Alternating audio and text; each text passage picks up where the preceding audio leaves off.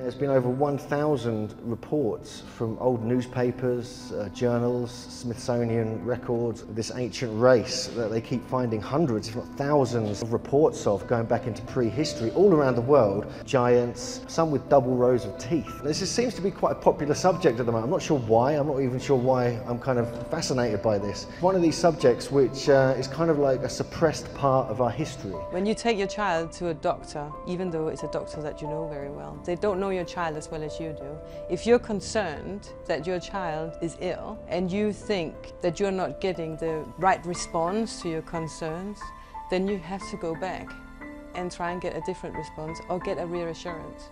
It's interesting to see how things are unfolding. The whole Trump presidency is most certainly turning into the debacle and farce that we all thought it was going to be. I mean, for all Trump's talk of draining the swamp, he seems to be populating the cabinet with swamp dwellers all around him, continuing the disastrous foreign policies of the previous administrations. It just seems like a new business plan, ultimately leading towards the same agenda. Possible next target is that this Melbourne station, it is a very big, iconic, beautiful old building, and in the back part there's a tower that is almost identical to Big Ben.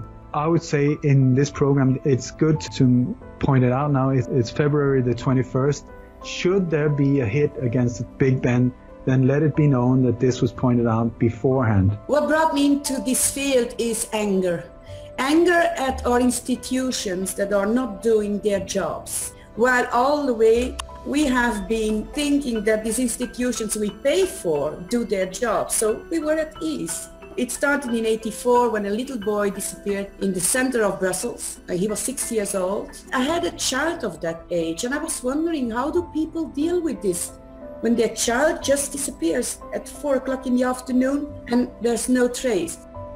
We have just passed a significant 100-year anniversary. That's the centenary of the use of poison gas in warfare. Yay! The first large-scale use of lethal gas on the battlefield was, in fact, in January of 1915, when 18,000 artillery shells of xylyl bromide tear gas was fired on Russian positions. But that particular attack did not succeed because it was too cold, so the chemicals actually froze and didn't activate the way they were supposed to.